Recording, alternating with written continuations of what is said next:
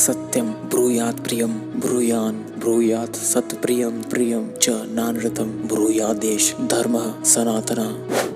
इस श्लोक के अनुसार एक इंसान को हमेशा सच और अच्छा बोलना चाहिए। हमें कभी भी अप्रिय सत्य नहीं बोलना चाहिए और हमें कभी भी अच्छा बोलते वक्त झूठ नहीं बोलना चाहिए। और महर्षि मनु के अनुसार एक इंसान के लिए सच और अच्छा बोलना ही एक इंसान का परम धर्म है। मनुस्मृति हमारे धर्म शास्त्रों में केवल ब्रह्मचर्य और ज्ञान को ही तप नहीं कहा गया है, बल्कि वाणी संयम को ही सर्वश्रेष्ठ तप बताया गया है। हमारे संत महात्माओं ने भी हमें सदैव मीठा और सत्य वचन बोलने की प्रेरणा दी है। उपनिषदों में कहा गया है तत्सत्य प्रतिष्ठितम, यानी ज्ञान सदा सत्य से प्रतिष्ठित होता है। आपको शायद नहीं पता, ये जो वर्ड्स हम बोलते हैं ये एक एनर्जी है। अगर आप किसी के बारे में कुछ गंदा या फिर बुरा बोल रहे हो तो आप उन चीजों को अपनी लाइफ में खुद इम्प्लीमेंट कर रहे हो, तो वो चीजें आपकी लाइफ में भी इम्प्लीमेंट होंगी। अगर आप बोलते वक्त हाई फ्रिक्वेंसी एमिट करते हो, अगर आपकी झूठ बोलते वक्त छोटी मोटी चीजें भी सच हो रही हैं, तो इसका मतलब आप बोलते वक्त हाई फ्रिक्वेंसी एमिट करते हो। जैसे पुराने टाइम में हमारे यहाँ ऋषि मुनि ज्यादा गुस्सा होने पर श्राप देते थे और जो भी वर्ड्स वो स्पेल करते थे वो सब कुछ सच होता था। तो वो सब मौन की शक्ति यानी वाणी संयम का कमाल था। तो जो कुछ आप बोलते हो वो सब मैटर करता है। आपको शायद नहीं पता, लेकिन जब भी आप कुछ गंदा सुनते हो या फिर बोलते हो तो आपका सबकॉन्शियस माइंड यानी कि आपका अवचेतन मन सबसे पहले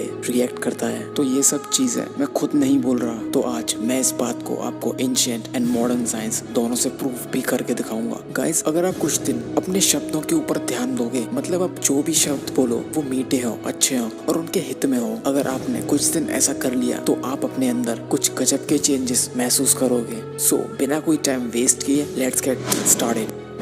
जिव्या अग्रे मधुमे जिवाहमूले मधुलकम मम देह कृतावसो मम चित्त मुपायसो, यानी मेरी जीभ के अग्रभाग और मूल भाग में मधु हो, यानी मेरी जीभ से जो भी शब्द निकले वो मधुर वचन हो। हे मधुरता, तुम मेरे जीवन और चित्त में घुल जाओ। अथर्व वेदा मधु मन में निष्क्रमण मधु मन में परायणम वाचा दधावे मधुमत भूयास्म, यानी मेरा चलना फिरना मधुर युक्त हो, मैं वाणी से मीठा बोलूं और मैं मधु के समान दिखने वाला हो जाऊं। ऋग्वेदा प्रिय वाक्य प्रदानेन सर्वे दुष्यंति जनत्व तस्मात् च देव वचने का दरिद्रता, मतलब सभी प्राणी प्रिय बोलने से संतुष्ट रहते हैं, इसलिए हम मुंह से जो भी बोलें अच्छा ही बोलें। और भाई अच्छा बोलने में सोचना कैसा। मनुस्मृति और गोस्वामी तुलसीदास तो मीठे वचनों को वशीकरण मंत्र बताते हुए कहते हैं, तुलसी मीठे वचन ते सुख उपजत चहु ओर। वशीकरण एक मंत्र है, तसदे वचन कठोर, यानी गुस्से में आकर एक इंसान कड़वे शब्द बोलकर न केवल दूसरों को दुख पहुंचाता है बल्कि उस पाप का भागीदार भी बन जाता है। और ऐसा करने से एक इंसान कदम कदम पर नए शत्रु पैदा कर लेता है। वाणी से निकले कटु वचन का घाव कभी नहीं भरता, इसलिए संत कबीरदास ने कहा है हमें ऐसी वाणी बोलनी चाहिए जिसे सुनकर आप भी खुश रहें और दूसरे भी।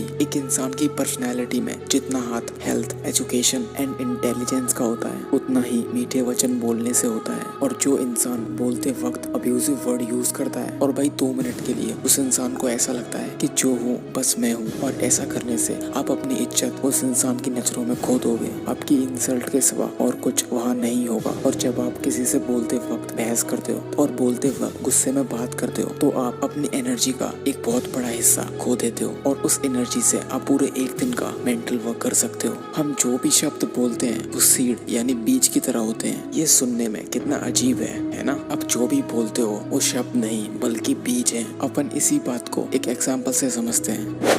देखो, अगर मैं एक किसान की बात करूं तो उसको ये 3 बातें पता होती हैं। नंबर 1, मतलब वो जैसा बोएगा वही बाद में पाएगा, मतलब वो जिस तरह का बीज बोएगा वैसा ही पौधा उसे मिलेगा। देखो, अगर वो आम का बीज बोता है तो उसे आम का ही पौधा मिलेगा, ना कि सेब का।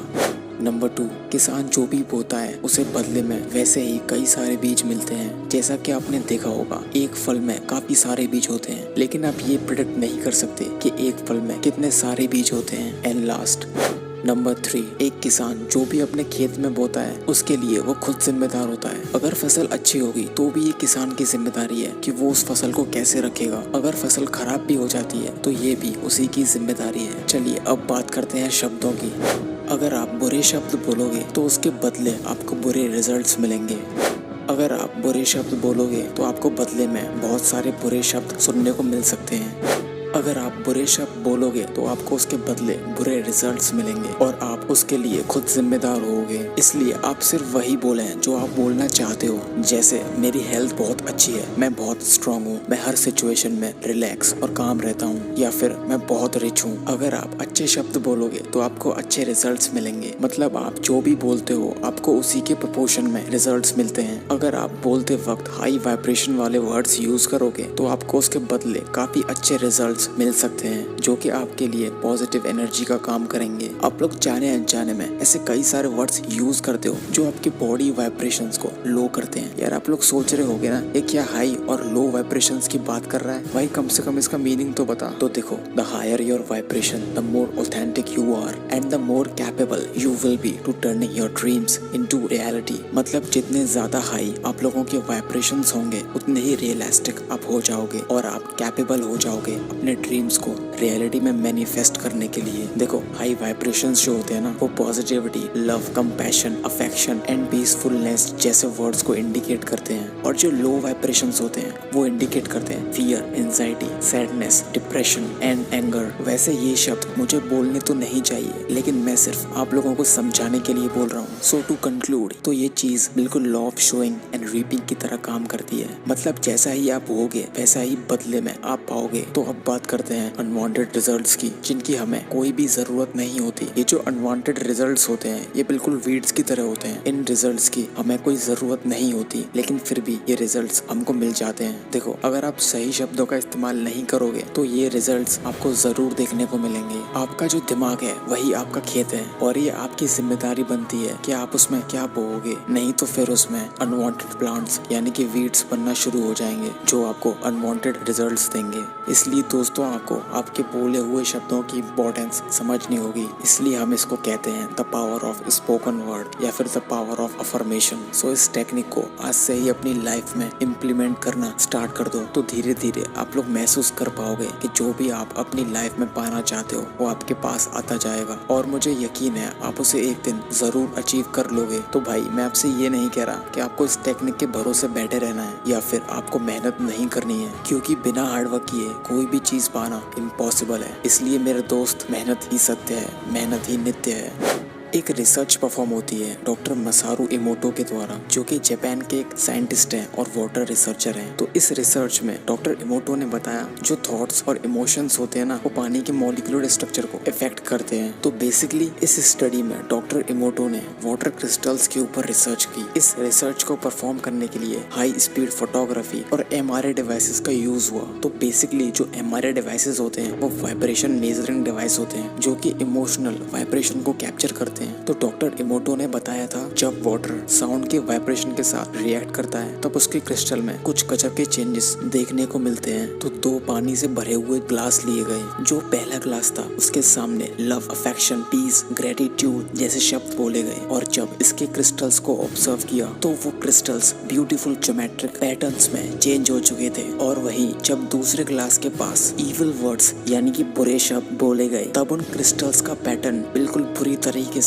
डिस्ट्रक्ट हो चुका था और वो वाटर क्रिस्टल्स किसी शेप में ही नहीं आ पाए। तो आप लोग ये सोच रहे होगे ना कि पानी से हमारे शब्दों का क्या कनेक्शन। तो आप ये कैसे भूल सकते हो, हमारी ह्यूमन बॉडी 70% वाटर कंटेन करती है, और हमारा ये शरीर जिन 5 एलिमेंट्स यानी पंच महाभूतों से मिलकर बना हुआ है उसका सबसे पहला प्राइमरी एलिमेंट है वाटर। अगर आप इस टॉपिक के बारे में और ब्रीफ नॉलेज चाहते हो तो मैं आप लोगों को एक बुक रिकमेंड करता हूँ, लिंक नीचे डिस्क्रिप्शन में है, जाके चेक करो। और दोस्तों, जो लॉ ऑफ अट्रैक्शन की सबसे बेस्ट बुक है, इसको मैं खुद 4 से 5 बार पढ़ चुका हूँ, वो है द सीक्रेट्स। इस बुक को अपनी लाइफ में एक बार जरूर पढ़ना। ये बुक हिंदी और इंग्लिश दोनों वर्जन्स में अवेलेबल है, लिंक नीचे डिस्क्रिप्शन में है, जाके चेक करो। मैं आपको बिल्कुल जेन्युइनली बता रहा हूँ, ये कोई स्पॉन्सर्ड वीडियो नहीं है। तो अब आपको समझ आ गया होगा कि जो हम बोलते हैं वो चीज कितनी मैटर करती है। दोस्तों, आज से ही बल्कि अभी से ही इन सारे बुरे शब्दों को अपनी वोकैबुलरी से बाहर फेंक दो। इस टेक्निक को फॉलो करना या फिर न करना ये आप तय करोगे। मेरा काम है सिर्फ आप लोगों को इन्फॉर्मेशन देना। इस वीडियो को देखने का बहुत शुक्रिया। और मैं हूँ केवी और I am on a mission. मैं एक मिशन पर हूँ। आप लोगों की अच्छी हेल्थी मेरी पहली और आखिरी प्रायोरिटी है। अगर ये वीडियो आपको अच्छी लगी हो तो समझ गए ना आपको क्या करना है। तो भाई लोग अपना अपना समर्थन जरूर देना इस चैनल को आगे ले जाने में। धन्यवाद। और इसी के साथ this was KV signing out.